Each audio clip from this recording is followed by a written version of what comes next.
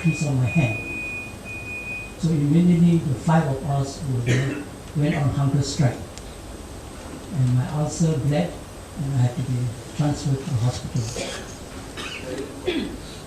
That was the so-called habeas corpus right that we had. You tried it at your own risk of being severely punished. The second time I went to the habeas corpus case is when they tried to force me to do manual labor. That was in 1972. They said all detainees should do manual labor as a program of rehabilitation. I was supposed to do carpentry. So this superintendent told me, it's good for you as a doctor, you try to become more dexterous with your hands. So I said, you do not have the qualification to enter a medical college. And here you're trying to tell a doctor what is good for postgraduate education. But you're overreaching yourself. So they said, this is the law. You have to pay you 8 cents a day. So we all went on hunger strike. And some of us went on hunger strike for 3 months in order to frustrate the attempt to make us laborers like criminals. I went on hunger strike for 3 weeks before they came in and said, okay, we exempt you from that. The women detainees in the New Crescent Center went on hunger strike for 130 days. And they were force fed. Some of them vomited after being fed by the milk by the tube, inserted forcibly into their esophagus. One girl vomited, and the superintendent forced 4 warders to carry her and wipe the floor with her pants. This is the kind of treatment method to detainees. All this, of course, suppressed in the press. But there's the thing that we all had to go through. Now, all of us had to go through this detention in solitary confinement. Now, solitary confinement, according to Lee Kuan Yew himself, is a very bad form of torture. I'll read to you what Lee Kuan Yew said about solitary confinement.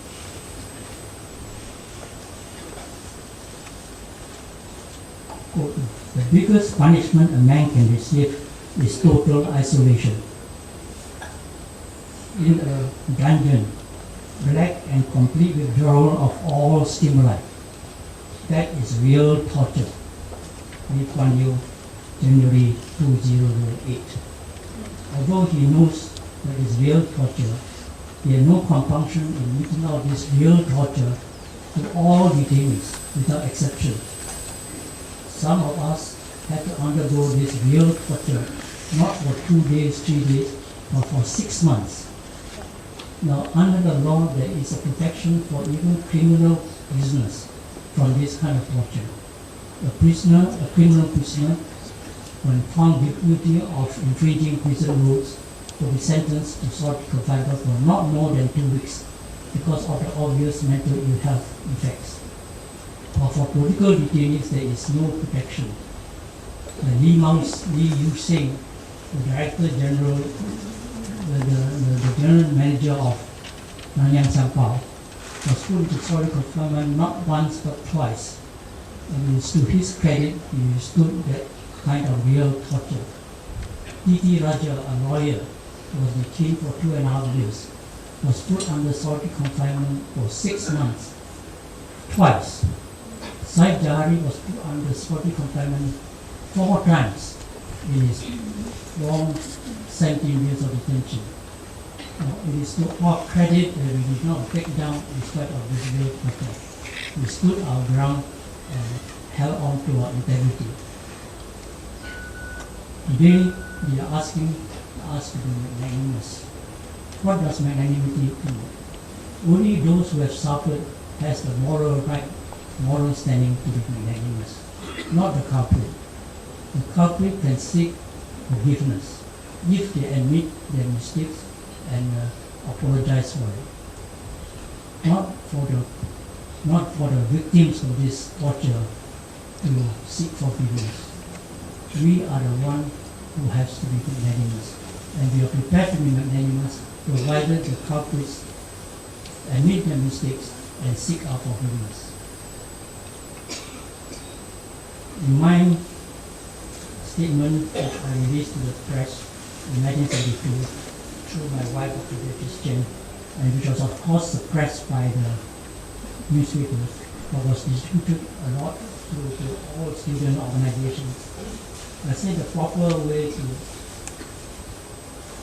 settle our case is that you must release us without conditions, unconditional release, and moreover, you must compensate us for a long detention and also apologize.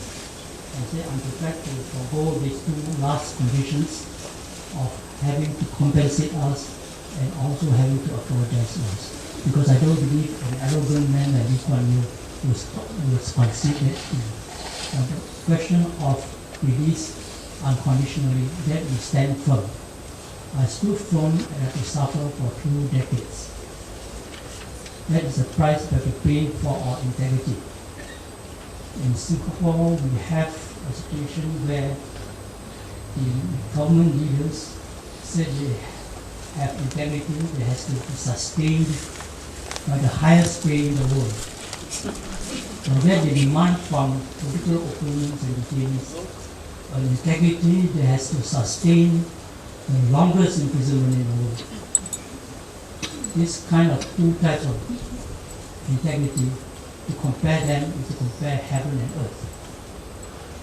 Why should anybody has to sacrifice so much just to sustain his integrity and his beliefs? And government can have to reward themselves with so much high pay. This is the immorality of the political situation in Singapore today.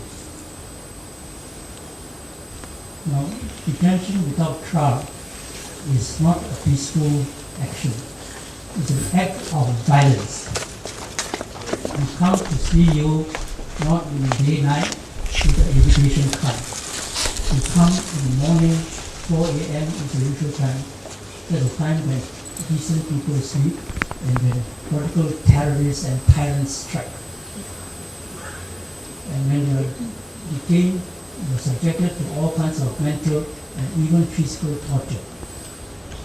This is not only unique for the 1963 batch, it was also practiced in many other batches of detention, 1972, and as late as 1987. Jo So-ran and her group of so-called Marxist detainees were subjected to physical and mental and physical torture. Ms. Jo So-ran is here. I hope she will come up and indicate to her how her batch have been tortured. Physically, we are women lawyers, and the women lawyers can be subjected to torture. Now, when these women lawyers came out and issue a statement to describe how they have been tortured, they were again detained and compelled to withdraw their accusation. Now, what type of rule of law is there when the accuser can be punished by the accused, that's the government, and compelled to withdraw the accusation? It's a rule of law of justice turned upside down. Now, this is a situation that even the law society dare not utter a word of protest. It is so important after what they have done to the law society in 1987.